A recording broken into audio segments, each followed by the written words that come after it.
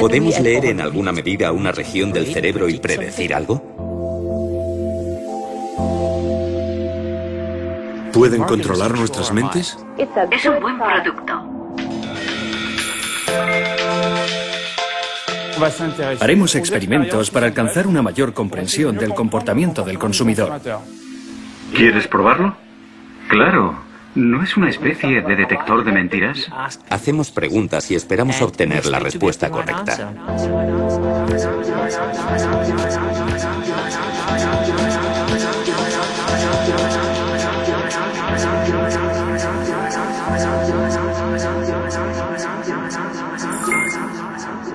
En la actualidad, el marketing está sufriendo. Miles de millones, cientos de miles de millones de dólares se están gastando en todas partes en marketing.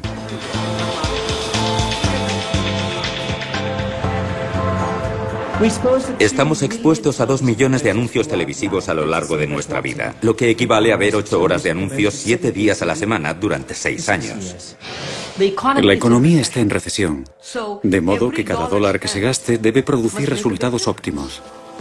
El neuromarketing hace que cada dólar gastado resulte extremadamente eficiente en términos de marketing. Así que el neuromarketing está utilizando nuevas y sofisticadas técnicas de investigación cerebral. Y todas tienen un objetivo, la comprensión de la parte no consciente de nuestro cerebro.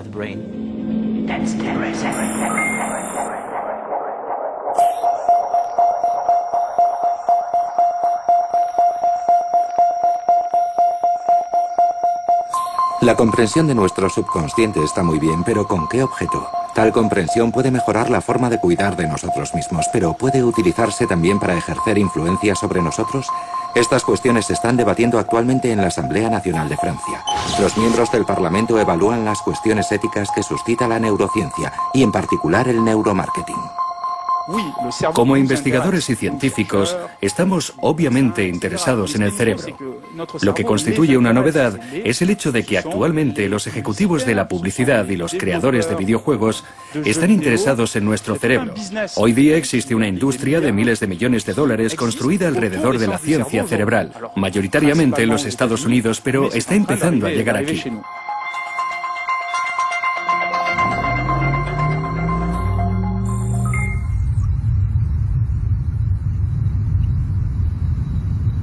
El neuromarketing es la utilización de técnicas de la neurociencia con técnicas clásicas del marketing, y su objetivo es ver cómo el cerebro reacciona ante algo nuevo, por ejemplo, productos, campañas publicitarias o avances de películas.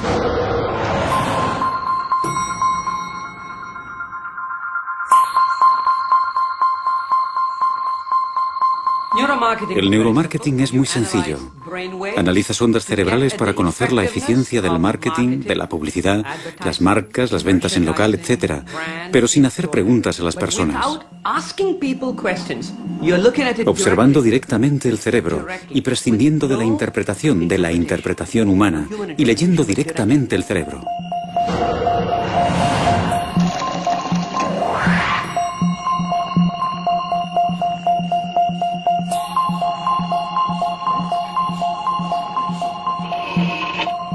Utilizando la imagen por resonancia magnética funcional, podemos diseccionar zonas del cerebro con una resolución milimétrica. Con estas técnicas, que nos permiten observar el proceso implícito o inconsciente que determina nuestro comportamiento, podemos empezar a interrogar al cerebro de los consumidores qué es lo que realmente estos quieren. ¿Cómo puede la industria estar segura de que fabrica los productos que la gente quiere realmente?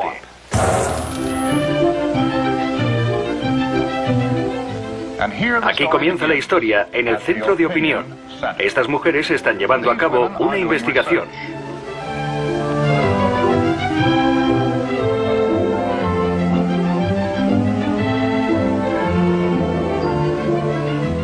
Y estas mujeres también están llevando a cabo una investigación.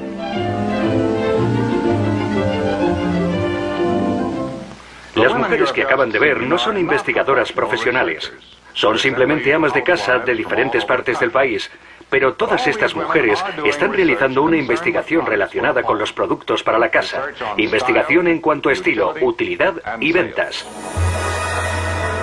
Mucho antes de que este tipo de imágenes existiese, hace mucho tiempo la vida era simple. Los artículos eran escasos y se hacían por encargo. El mercado era local y la competencia no existía. El marketing, por tanto, no tenía sentido. Pero entonces el Homo Industrialis se embarcó en la era de la producción en masa. Desde aquel momento el mercado necesitó expandirse y surgió la competencia. El Homo Industrialis dejó de conocer a sus clientes personalmente. Primero manufacturaba y luego vendía. Todo se aceleró y el mercado se saturó. La oferta era superior a la demanda. Luego llegó la depresión de 1929, que fue cuando apareció por primera vez el marketing agresivo. Encontrar nuevos clientes y librarse de la competencia se convirtió en algo esencial para el buen negocio. Las herramientas de comunicación se multiplicaron y las marcas se convirtieron en el emblema de los productos. Utilizando estudios del comportamiento del consumidor como base, el marketing se postulaba como un método racional y científico. Mediante cuestionarios y encuestas, creía que estaba alcanzando el santo grial: conocer las preferencias del consumidor. Cuando existe una crisis y todo el mundo se ve obligado a ajustar el presupuesto, la gente no tiene dinero para gastar, no se siente pudiente. Hoy todo el mundo se siente pobre. No importa quién seas, incluso Bill Gates se siente pobre hoy. Tenemos mucho cuidado con el dinero que gastamos. Por consiguiente, un vendedor debe esforzarse mucho para convencernos de que tiene algo por lo que merece la pena que invirtamos nuestro dinero, nuestro tiempo y nuestra atención. Ese me gusta. Yo prefiero el de la derecha. A mí me gusta este de aquí. ¿Hasta qué punto son precisos los descubrimientos de los centros de opinión? Hasta la fecha nunca se han equivocado. Es bien sabido que entre el 80 y el 90% de todos los productos que se lanzan fracasan en el transcurso del primer año en el mercado. Y dichos productos son respaldados por grupos focales o datos de cuestionarios. Así que existe una diferencia clara entre lo que la gente te dice y lo que hace. Existen problemas graves en las técnicas del marketing clásico, como los cuestionarios y los grupos focales. Los cuestionarios son parciales y los grupos focales pueden estar dominados por una persona que, en un plano mental, se apodera de los otros gracias a su poderosa personalidad. La ventaja de la industria del neuromarketing es el aspecto de la no verbalización. A la gente no se le pregunta lo que piensa. Si tomamos, por ejemplo, Apple y nos preguntamos ¿qué significa la marca Apple? Tal vez diríamos que Apple significa moderno, guay y sexy. Apple significa de fácil manejo. Y Apple significa innovador.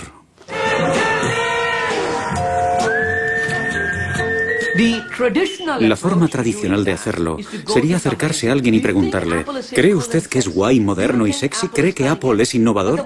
Pero en el momento en que yo le hago una pregunta a usted, ya estoy invitándole a dar una respuesta. Si le preguntas a una persona, nunca obtendrás la respuesta correcta. Por eso nosotros la buscamos en lo más profundo del subconsciente, donde está realmente impresa la marca. A los miembros del jurado se les pide que tengan en cuenta una serie de características diferentes. De modo que hacer preguntas a los consumidores no funciona realmente. ¿Pero por qué? ¿Por qué los consumidores no cuentan la verdad? ¿Mienten? ¿Tienen miedo de confesar sus preferencias? Por ejemplo, ¿el brioche por delante de las judías verdes o el chocolate antes que la lechuga? ¿O es porque en realidad no saben cuáles son sus preferencias? ¿Son nuestras elecciones el resultado de nuestras emociones y no de nuestro raciocinio? A los miembros del jurado se les pide que tengan en cuenta una serie de características diferentes. En lo más profundo del subconsciente. Es tranquilizador creer que todo lo que hacemos es medido y sopesado, pero si observamos el modo en el que tomamos las decisiones, veremos que las emociones juegan un papel muy importante. Al principio, el hombre necesitaba un cerebro para respirar, comer, huir del peligro y reproducirse. Y entonces, poco a poco, empezó a querer pensar, conceptualizar y teorizar. Para hacerlo, contaba únicamente con su raciocinio y creía que las emociones eran un obstáculo. Pero estaba equivocado. La razón no es nada sin las emociones. Este reciente descubrimiento se lo debemos en gran parte al estudio de un personaje extraordinario, el estadounidense Phineas Gage. Phineas trabajaba en construcciones de vías ferroviarias a mediados del siglo XIX. Era querido por todos sus colegas de trabajo. Era amable, concienzudo y certero. Era, en una palabra, fiable. Hasta el día en que una palanca le golpeó provocándole la pérdida de masa cerebral. Por increíble que parezca, sobrevivió al accidente y solo perdió el ojo derecho. Tras un periodo de convalecencia volvió al trabajo y fue un desastre. Ya nada fue como antes. Tenía un carácter irascible y era incapaz de tomar una decisión sensata. Phineas fue despedido y durante los 12 años siguientes saltó de empleo en empleo y de empresa en empresa, dejando siempre tras de sí el recuerdo de un hombre insufrible.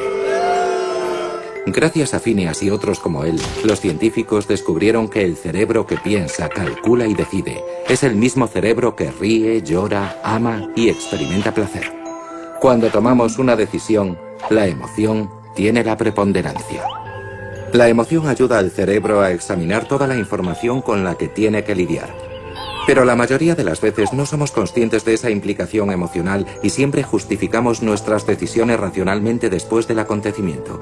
Por eso preguntas como ¿por qué le gusta ese teléfono móvil? O ¿por qué eligió ese coche? No nos dicen mucho realmente sobre los deseos más profundos del consumidor.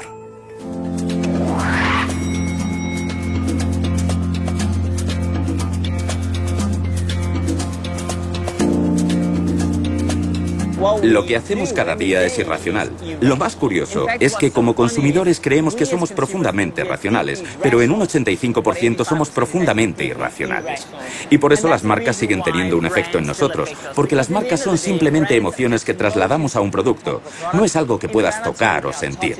Está solo en nuestra mente. Y por eso el neuromarketing está teniendo un éxito tan rápido, porque la industria estaba desesperada por descubrir formas de comprender la mente irracional, ya que constituye un importantísimo campo de batalla en lo que concierne a la implantación del valor de marca en nuestros cerebros. Implantar una marca en particular en nuestro cerebro podría únicamente funcionar a través de la decodificación de nuestro subconsciente. El más amplio estudio de neuromarketing realizado hasta la fecha es el libro Comprología, verdades y mentiras sobre lo que compramos. Su autor, el danés Martin Lindström, es un auténtico gurú del marketing. Se promociona a sí mismo por todo el mundo a través de numerosas conferencias. Fue elegido por la revista Time como una de las 100 personas más influyentes del mundo. En sus conferencias no tiene ningún reparo en desmantelar las ideas estereotipadas de los asistentes. ¿Cuántos de ustedes afirmarían que son profundamente irracionales en todo lo que hacen cada día? Levanten la mano. Una joven señorita que se ha puesto de pie ahí. Ahora ya saben el aspecto que tiene. Manténganse alejados de ella. Se trata de un problema muy grave. Gracias por ser tan sincera. Mentirosos. Bueno, ahora tienen que ser sinceros. ¿Cuántos de ustedes tocan madera? Levanten la mano. Vamos a ver. Usted no ha levantado la mano antes, ¿verdad? Efectivamente. ¿Por qué toca usted madera? Para darme suerte. Es para darme suerte. ¿Y cómo sabe que funciona? No funciona. Vaya por Dios. Entonces, ¿tenía usted 5 trozos de madera, 5 trozos de plástico y 5 trozos de piedra? ¿Y los tocaba todos para ver cuál funcionaba? No. Somos profundamente irracionales cada día. Nuestras reacciones emocionales son involuntarias, básicamente automáticas. Las emociones están localizadas en la parte inferior del cerebro, el tálamo. El tálamo no se controla conscientemente. El concepto de emoción es para mí misterioso. Por ejemplo, si preguntamos al propietario de una marca actual, nos enseñará una fotografía de una mujer sosteniendo en sus brazos a un bebé y nos dirá que eso es emoción. Para mí la emoción no es consciente, es algo que nos cuesta expresar, algo que tiene lugar sin que nosotros seamos conscientes de por qué sentimos lo que sentimos. Así que emoción es básicamente la esencia de lo que una marca es. Ahora empiezo a ver lo importante que es comprender vuestras emociones. Las emociones han sido totalmente incomprendidas durante los últimos años por el mundo de la publicidad. Y la razón principal es porque no hemos sido capaces de medirlas.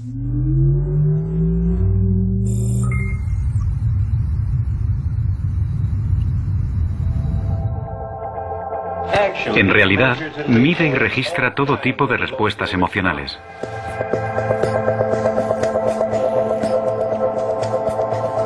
Los psicólogos y los científicos llevan mucho tiempo intentando medir las emociones, pero también los directores de marketing. Y la comprensión de aquello que nos mueve interiormente, lo que motiva nuestras elecciones, es lo que las compañías de neuromarketing nos están ofreciendo cada vez más. En este experimento vemos que la temperatura de la piel desciende gradualmente desde la marca 80 en el gráfico hasta cerca del 65. Les habla de nuevo el capitán.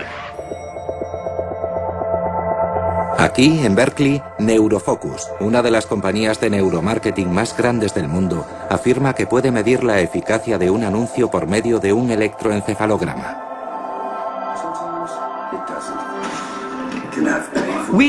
Observamos las ondas cerebrales y tenemos 64 sensores. Cada uno de los sensores monitoriza el cerebro 2000 veces por segundo. De modo que en un segundo obtenemos 128.000 puntos de referencia. Imagínese lo que obtenemos en 30 segundos, lo que obtenemos en un minuto. Miles de millones de puntos de referencia, ¿verdad? Con esto medimos 3 parámetros, solo 3 parámetros, con enorme precisión. La precisión. Ser precisos es muy importante para nosotros, porque somos una compañía de carácter científico. Con el cebo Casimir, mi perro vuelve a sonreír. La eficacia publicitaria se apoya en este caso en la tendencia a la felicidad. Si mi perro sonríe, yo sonrío. Optimismo partido por cebo más raíz cuadrada de perro partido por amo es igual a sonrisa al cuadrado. Una compañía de carácter científico. No está mal. Interesante.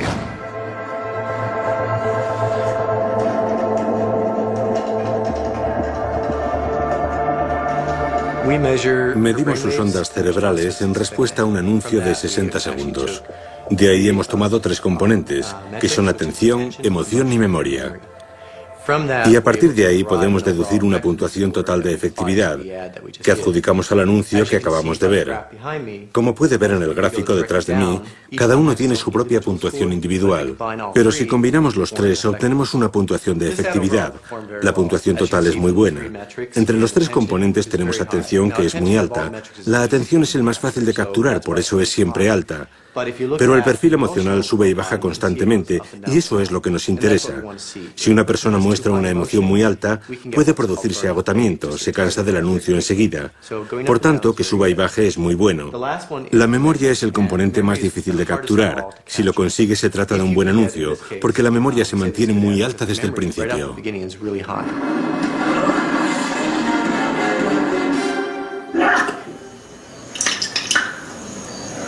Guepardo malo. Si conseguimos que la memoria suba, como vemos en el gráfico, que al final sube claramente, eso significa que mostrar la marca o el mensaje al final del anuncio es muy positivo. Y sabes que el consumidor se marchará recordando la marca o el anuncio.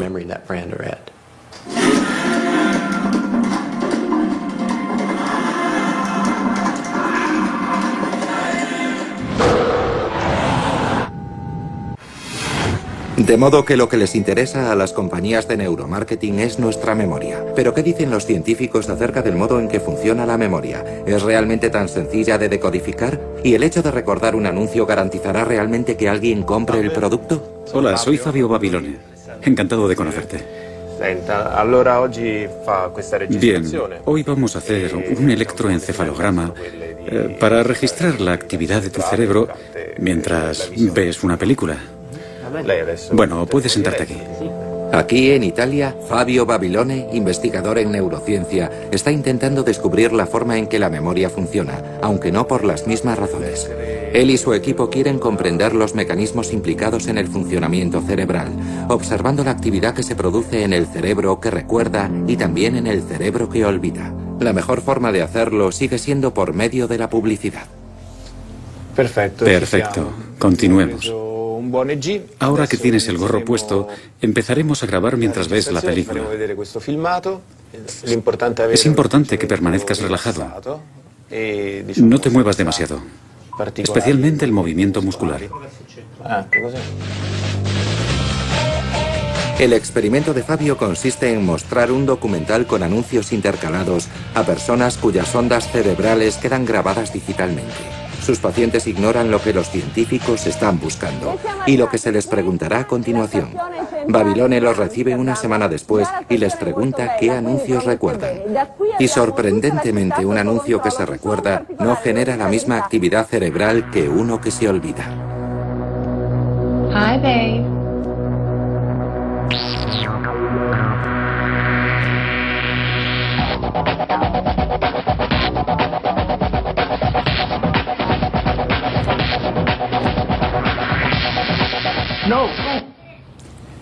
Hemos realizado este estudio con 20 personas. Los resultados de estos experimentos muestran que cuando estamos mirando algo que vamos a olvidar, la actividad cerebral está bastante diversificada. Cada zona del cerebro se comunica con zonas circundantes. Para explicarlo de una forma más gráfica, es como si cada zona del cerebro hiciese una llamada telefónica a las zonas circundantes. Diga. Así que esta zona hablará con esta, pero no con esta. Otra zona hablará con esta de aquí, pero no con esta. Cuando vemos anuncios que dejan una huella en nuestra memoria, los resultados muestran que las diferentes zonas del cerebro hacen llamadas de larga distancia, por así decirlo. Así que esta zona hablará realmente con esta, y todas las zonas se intercomunicarán con mayor intensidad.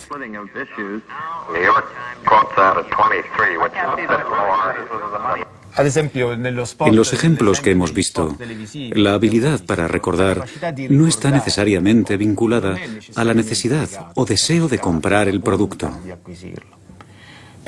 Por ejemplo, yo estoy seguro de que todos recordamos anuncios malísimos y productos que no tenemos intención de comprar.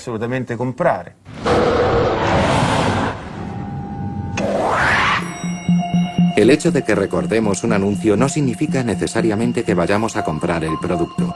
Pero, ¿qué ocurre con nuestras emociones? ¿Están involucradas en la decisión de compra? ¿Y por qué interesa tanto el proceso que conduce a la toma de la decisión? Porque, sin ser conscientes de ello, empleamos tiempo tomando decisiones.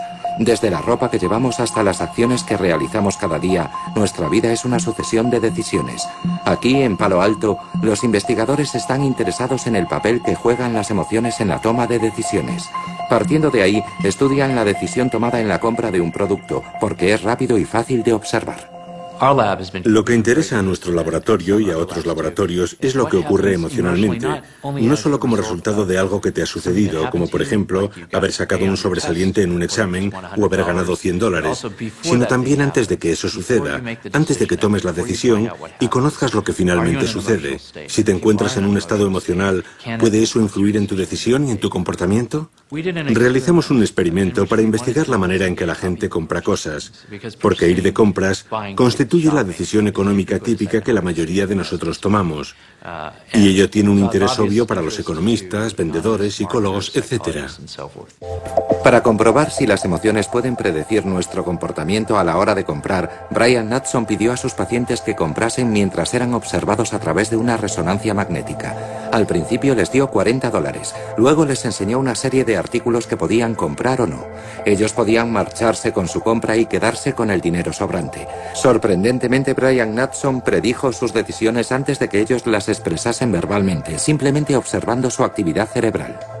Descubrimos que cuando las personas veían un producto, si se producía actividad en cierta parte del cerebro relacionada con la anticipación de buenos acontecimientos, llamada núcleo accumbens, esas personas eran más proclives a responder afirmativamente, incluso antes de haber visto el precio.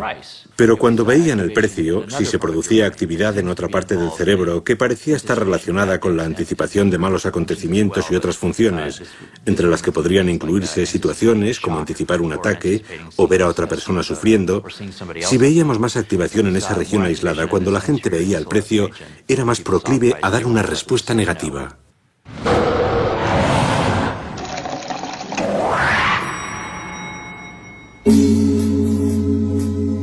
La emoción producida por un anuncio de televisión, el recuerdo, son ahora criterios que pueden medirse. ¿Pero es eso suficiente? ¿Tiene un anuncio el mismo impacto independientemente de en qué franja horaria se emita? Neurosense, la compañía de neuromarketing más grande de Europa, ha realizado un estudio sobre la implicación de los espectadores cuando contemplan un anuncio de televisión. MTV, la cadena que encargó el servicio, quería saber si había una forma de afinar la colocación de sus anuncios teniendo en cuenta los programas entre los cuales van intercalados. Una vez más, una paciente a la que se le hace una resonancia magnética ve un capítulo de South Park con anuncios intercalados. ¿Dónde estaba usted el día que se produjo el tsunami? ¿Dónde estaba la noche del desastre ferroviario de Paddington? ¿Dónde estaba usted el día en que 1 millón de personas huyeron de Sudán? La Cruz Roja estaba allí y continuamos estando ahí para ayudar a millones de personas cuyas vidas han quedado devastadas.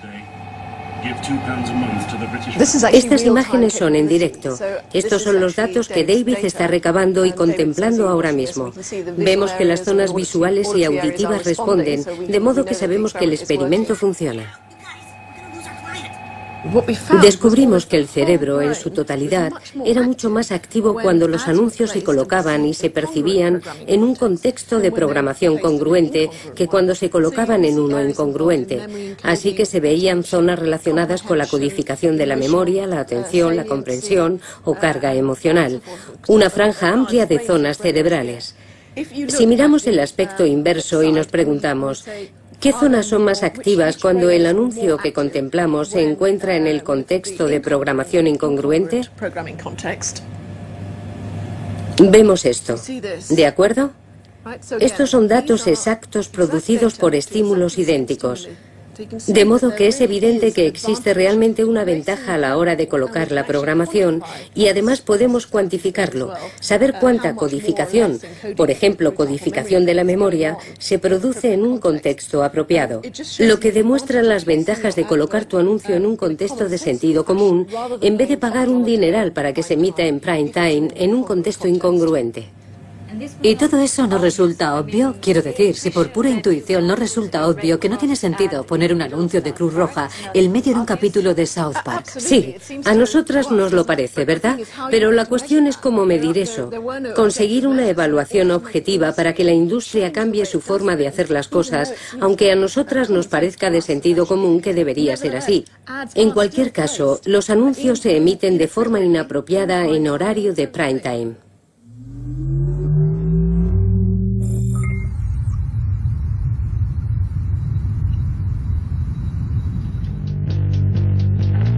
Usted y yo estamos expuestos a 2 millones de anuncios televisivos a lo largo de nuestra vida, lo que equivale a ver 8 horas de anuncios televisivos, 7 días a la semana durante 6 años. No podemos recordar todo eso, de modo que para poder sobrevivir necesitamos seleccionar. Ahora sabemos que nuestro cerebro hace esa selección por nosotros.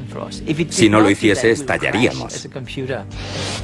Así que lo que recordamos son cosas que están en contexto, que son relevantes para nosotros. Las cosas que están fuera de contexto son borradas de nuestro cerebro, de modo que el 99% de los anuncios que vemos están fuera de contexto. Esa es la razón por la que no funcionan y por la que nos sentimos disgustados como consumidores.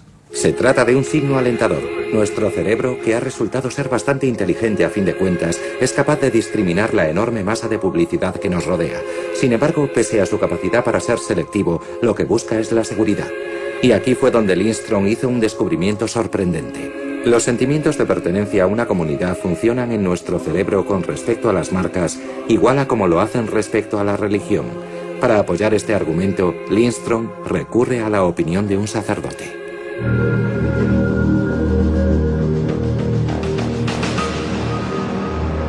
El culto hacia una marca y el culto hacia una iglesia comparten grandes similitudes.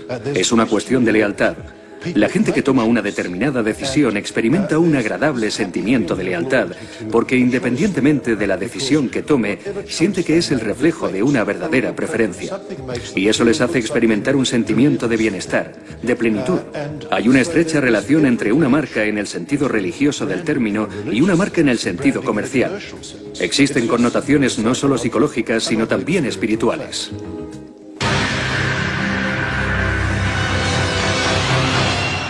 Hace 3 años decidí embarcarme en esto como un reflejo de los resultados del proyecto Comprología.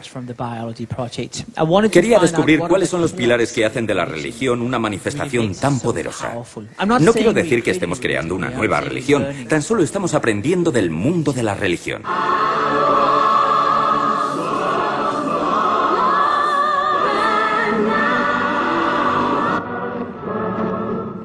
Cuando tomamos como punto de referencia marcas como Apple, Harley Davidson y la fe cristiana, observamos una gran actividad en la región central del cerebro, donde se localiza el sentido de la pertenencia, la zona del temor, mucho temor, pero un sentido de la pertenencia muy acusado.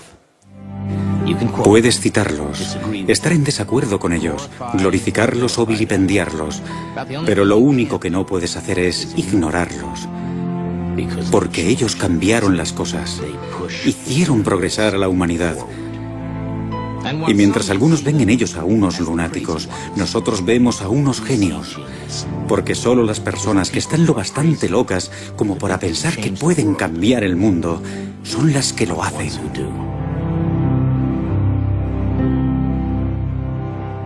Sin embargo, cuando estudiamos marcas como BP o Microsoft, en comparación con estas otras, la actividad que observamos en el cerebro es prácticamente inexistente. Es muy interesante. Nos indica que no es una simple coincidencia que la religión haya perdurado 2.000 o 3.000 años. Hay algunos elementos fundamentales que afectan a nuestro comportamiento, y puesto que vivimos en un mundo en el que el miedo ocupa un lugar tan preeminente en nuestras vidas, es evidente que las marcas están aprendiendo de los mecanismos de la religión.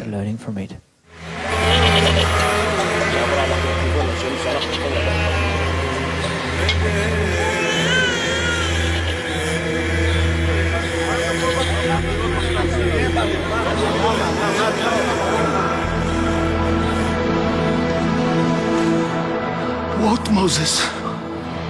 We are fucking lost.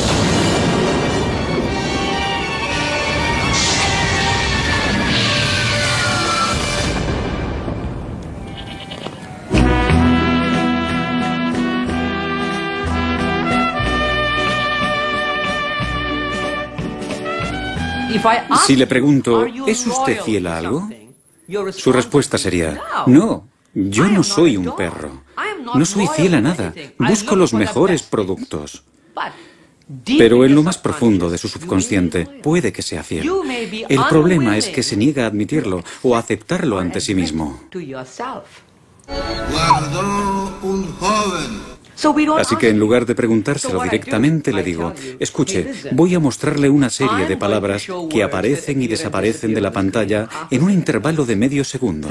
Algunas de las palabras tienen un punto rojo y otras no.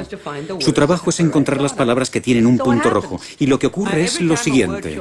Cada vez que en la pantalla aparece una palabra con un punto rojo, su cerebro reacciona diciendo, ajá, ahí está, la palabra con el punto rojo. Nosotros lo llamamos la respuesta ajá del cerebro. Es un término neurológico en particular que se denomina la respuesta P300. Se trata de una firma neurológica única y concreta.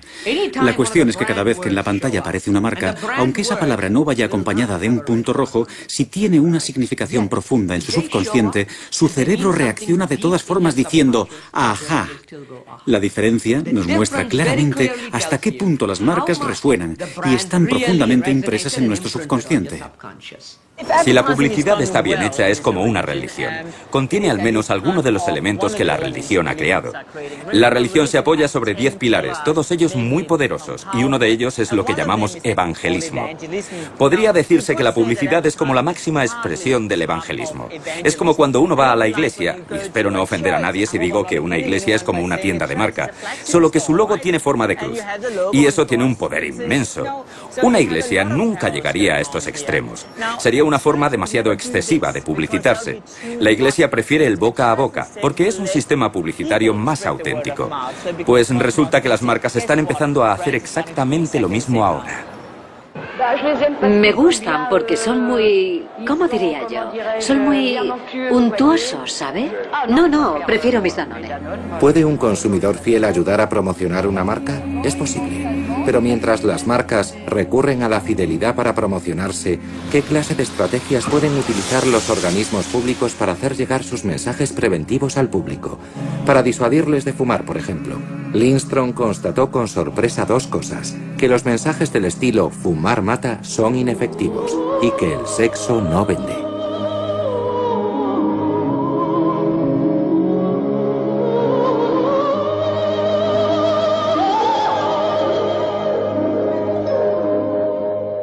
Los descubrimientos más sorprendentes del proyecto Comprología fueron dos.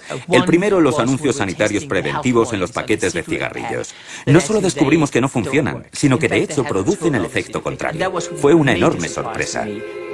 Este es el ejemplo de un producto que representa una de las mayores cosechas en los Estados Unidos y uno de los artículos para el consumidor más controvertidos.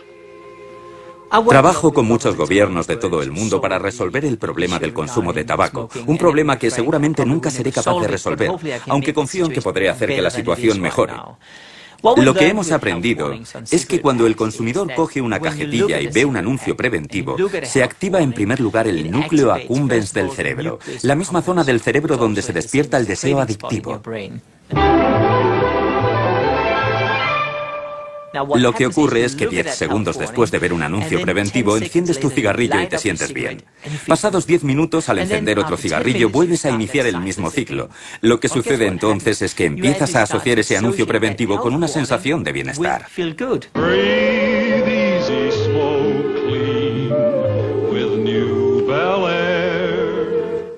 Lo que queremos conseguir es invertir ese proceso, desconectar el vínculo que existe entre el anuncio preventivo y la sensación de bienestar. Y la forma de hacerlo es cambiar constantemente el formato. Un día aparece totalmente en blanco, otro es texto, el tercer día es una fotografía, el cuarto el paquete es completamente rojo. Cambias el color, la forma y el formato para conseguir desconectar constantemente el vínculo entre el principio del efecto Pavlov y el anuncio preventivo. Ese es uno de los consejos que estoy dando. ¿Qué ocurre con el sexo? Un viejo reclamo profusamente utilizado en el mundo publicitario.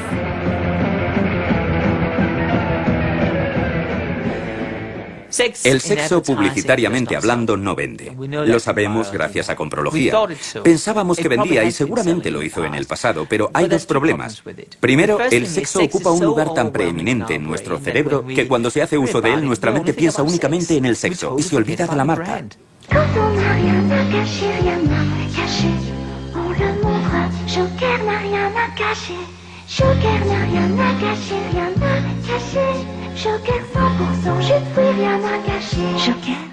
Y en segundo lugar, el sexo es hoy en día una materia accesible en todas partes. Puedes entrar en Internet y encontrarlo en 2 minutos. No está envuelto en el misterio como lo estaba hace 10 años.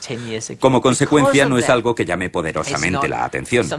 Ya no produce el mismo efecto, por ejemplo, que un anuncio francés de hace muchos años que me viene a la memoria, en el que una mujer aparecía todas las semanas con los pechos ocultos tras un cartel que decía: "La semana que viene enseñaré más".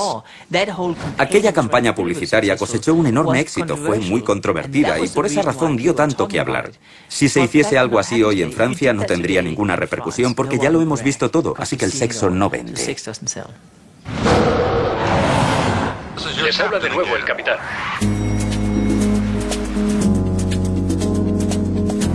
De la misma forma que resulta inútil apelar a nuestro deseo sexual, tampoco es esencial dirigirse a nuestros sentidos. La publicidad no presta todavía demasiada atención a nuestros sentidos del oído y del olfato. La razón de esto, según algunos, está relacionada con la evolución humana. A pesar de tantos años de evolución, aún prevalecen algunos de nuestros instintos primitivos. Parece que esto podría deberse a nuestro cerebro reptil. Algunas compañías, como la empresa Salesbrain, han basado todo su negocio en este argumento.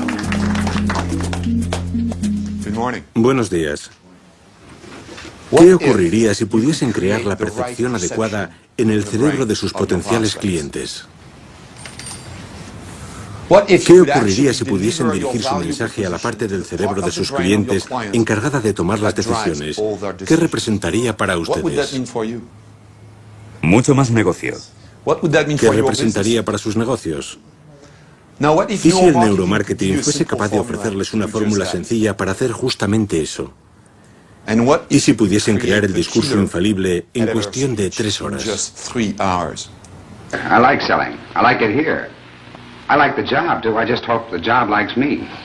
¿Valdría la pena el tiempo que le han dedicado? Sí. ¿Cubriría sus gastos de suscripción a Vistage? Sí, sí. Me alegro. Hola, me llamo Patrick Ramboise. Soy francés. Nadie es perfecto. Como saben, he dedicado mi vida a las ventas y al marketing. No me sentía satisfecho con toda la formación de ventas que había recibido, así que tuve que crear mi propia metodología. Y esto es lo que quisiera hacer con ustedes. Me gustaría repasar desde el punto de vista ejecutivo lo que sabemos sobre el funcionamiento del cerebro. Ayudamos a las empresas a pulsar el botón compra en la mente de sus clientes. El método de Sales Brain es aplicable a todo el mundo porque se basa en la influencia. Se puede aplicar tanto a gente que vende aviones Airbus, plantas nucleares o yogures, incluso a madres que quieren que sus hijos salgan puntuales hacia la escuela. Voy a resumir en un corte transversal lo que sabemos sobre el proceso de toma de decisiones. Huelga decir que se trata de una descripción muy simplificada de cómo funciona, pero para el propósito con el que trabajamos en ventas y en marketing es muy efectivo. Esto es lo que los neurocientíficos han descubierto usando imágenes por resonancia magnética y otras técnicas para observar el cerebro. El detonante cerebral se encuentra en la parte superior del encéfalo, en la zona que une ambos hemisferios. La literatura médica lo denomina el viejo cerebro. A veces lo llama el cerebro reptil y otras veces el sistema límbico. Da igual el nombre.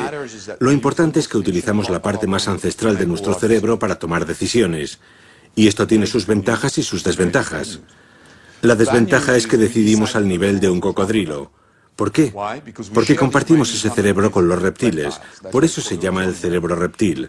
El cerebro reptil tiene una enorme antigüedad, se remonta a 450 millones de años. Es lo que los neurocientíficos llaman el cerebro preverbal. El santo grial del neuromarketing es encontrar una imagen o una historia que desencadene una emoción concreta, un sentimiento de alegría, de tristeza o de culpabilidad, y que dicha emoción desencadene a su vez una toma de decisión. Ese es el santo grial que busca el neuromarketing.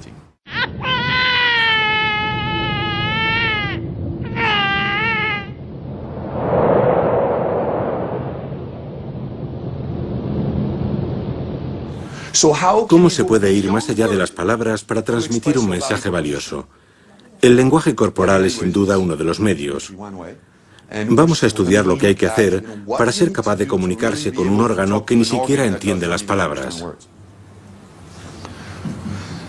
Les he mencionado las desventajas, pero resulta que también hay ventajas.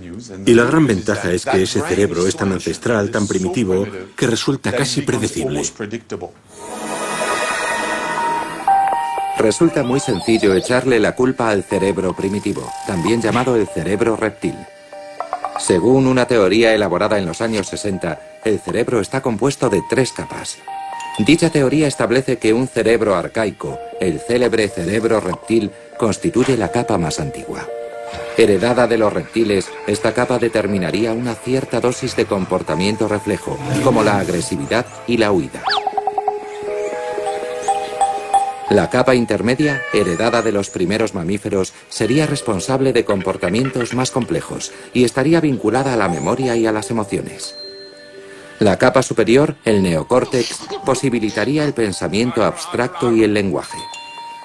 Reprimidos a raíz de los sucesivos estadios de la evolución humana, los 3 cerebros tendrían dificultades para comunicarse entre sí. Algo parecido a cuando los ordenadores se enfrentan a nuevos sistemas de codificación.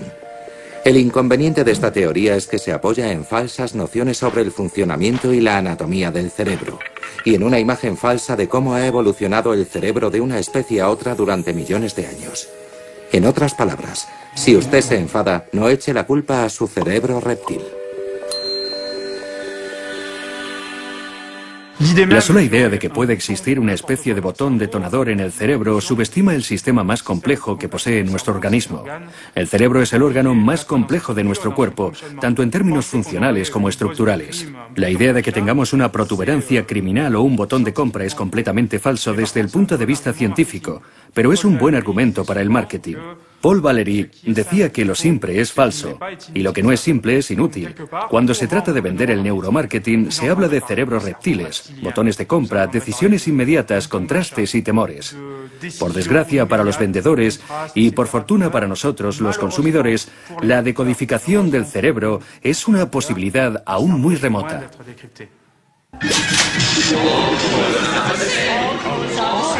Are the same. All colas are the same. I'll just have a cola. I'll just have a cola. I'll just have a cola. I'll just have a cola. I'll just have a cola. I'll just have a. Yeah, you'll have the. I'll just have. You'll have the. I'll just have a Coke. La neurodimensión del neuromarketing estaría entonces por encima de cualquier otra consideración del marketing. ¿Son todas estas medidas útiles? ¿Funcionan o son ideas sin fundamento? Y si funcionan, ¿corremos el riesgo de estar cada vez más influenciados?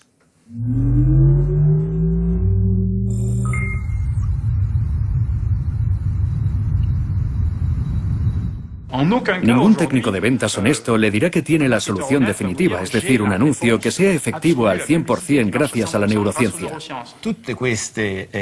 Todo lo que sabemos sobre el cerebro está sobreestimado por los inversores y por la industria. Por otro lado, sería hipócrita afirmar que el neuromarketing no funciona. Hoy nos encontramos en una posición en la que la neurociencia puede contribuir a ayudarnos a entender o a manejar ciertas situaciones y todos coincidimos en que puede resultar útil. Si aporta cosas en estudios de esa naturaleza, cuyo objetivo es el bien público, es evidente que puede ayudarnos a entender el comportamiento del consumidor. Nunca hacemos nada que tenga que ver con la manipulación.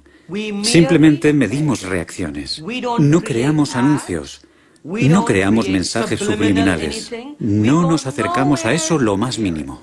No creo que exista un mecanismo o viabilidad económica en el uso de datos obtenidos por medio de imágenes, ni siquiera los obtenidos a través de un grupo focal, que puedan servir para manipular a los consumidores. Lo único relevante es que cuando tratas de vender al consumidor algo que no le interesa, simplemente no lo compra. Subliminal advertising. A very subversive technique which uses images flash before our eyes that last only a split second, but just long enough to imprint in our vulnerable minds a product's name. Not just that either. Sophisticated vocal tricks are sometimes used without our realizing it at a conscious level. Nadie ha esperado a tener imágenes por resonancia magnética o imágenes cerebrales para manipular a la gente y conseguir que compre cosas que no quiere. Manipular o influenciar se puede jugar con las palabras, pero todo se reduce a conseguir que los consumidores tomen decisiones que no desean tomar. Es una técnica inherente al marketing o a la psicología aplicada al consumidor.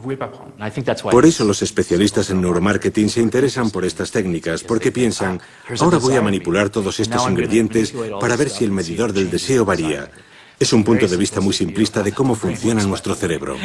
Este es el proyecto perfecto para ustedes. Este es el proyecto perfecto para nosotros. Los gobiernos deberían intervenir y poner límites entre lo que es permisible y lo que se sale de la legalidad. Una vela proporciona luz. Una vela puede incendiar un edificio. Debemos tener cuidado con el uso que hacemos de la vela y no echarle la culpa a la vela. Es difícil controlar las aplicaciones y considero esencial que los científicos asuman su responsabilidad a la hora de hacer públicos sus hallazgos y de comentar el posible uso de esos hallazgos. Creo que la raza humana puede utilizar estos conocimientos para hacer cosas maravillosas. Soy de los que considera que saber más sobre nosotros mismos solo puede ser beneficioso para el ser humano. Creo que ese es el aspecto más positivo para el consumidor. No podemos colocar un botón de compra en el cerebro del consumidor, gracias a Dios. No podemos controlar el pensamiento de la gente ni leer lo que están pensando.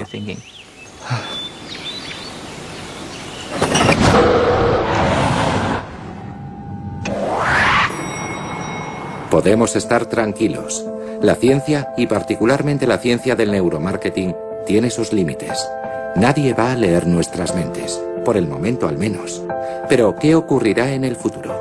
Si nos atenemos a los hechos, aquí, en la Universidad de Pittsburgh, el equipo del profesor Marcel Just ha comenzado ya a decodificar nuestros pensamientos. El objetivo no tiene nada que ver con el neuromarketing. Este equipo trabaja principalmente el área del lenguaje, centrándose especialmente en el autismo. Pero ¿qué sucederá cuando otros tengan acceso a sus resultados? En estos últimos años se han podido utilizar imágenes por resonancia magnética funcional para identificar el contenido de los pensamientos de la gente. Empleando nuevas técnicas de computación, técnicas de aprendizaje a través de las máquinas, hemos descubierto la relación entre zonas específicas de actividad cerebral con determinados pensamientos. ¿Cómo te encuentras, Justin? ¿Listo para empezar? Sí. Muy bien, tardaremos unos 5 minutos y medio. Procura permanecer lo más quieto posible. Marcel Just ha desarrollado un programa de software capaz de reconocer palabras pensadas por los pacientes que se someten a un escáner de resonancia magnética. Palabras que el ordenador adivina observando su actividad cerebral. Creo que la palabra es apartamento. Respuesta correcta. Eso es, lo ha acertado. Ha acertado 10 de 10 en una prueba con 2 posibles respuestas. Ha hecho pleno.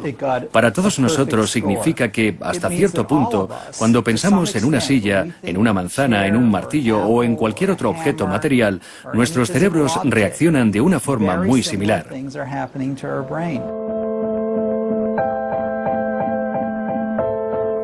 Creo que de aquí a 10 o 20 años no necesitaremos escáneres por resonancia magnética. Es una actividad electromagnética que se produce en el cerebro y algunos sensores serán capaces de detectarla. Es muy posible que dispongamos de algún aparato portátil que sea capaz de ver lo que ocurre en el cerebro de una persona. Pasaremos a ser una especie de colonia nudista mental. No sé cómo se podrá evitar el mal uso de ello. Creo que es un nuevo conocimiento realmente maravilloso, pero también estoy seguro de que podrá utilizarse con malos propósitos. La gente se pregunta, ¿qué pasará con los interrogatorios policiales? ¿Qué pasará con el neuromarketing? Estoy seguro de que se utilizará con fines poco éticos. Normalmente requiere la cooperación del individuo. Tengo que pensar manzana antes de que nadie pueda verla, pero al final creo que requerirá de una menor cooperación. Entonces, ¿es perjudicial que todo el mundo sepa lo que estás pensando? Bueno, sin lugar a dudas representará el fin de la privacidad. Creo que a medida que avanza la ciencia, las posibilidades de manipular a la humanidad, tanto para bien como para mal, son enormes. Realmente enormes. Creo que seremos capaces de cambiar la naturaleza de la raza humana. ¿Queremos crear nuevas especies? Creo sinceramente que estaremos en condiciones de hacerlo. Aunque la idea es algo que verdaderamente me sobrepasa. No sabría cómo gestionarla. ¿Queremos hacer algo así? Pienso que será una de las grandes cuestiones a la que nos enfrentaremos los seres humanos y ocurrirá muy pronto.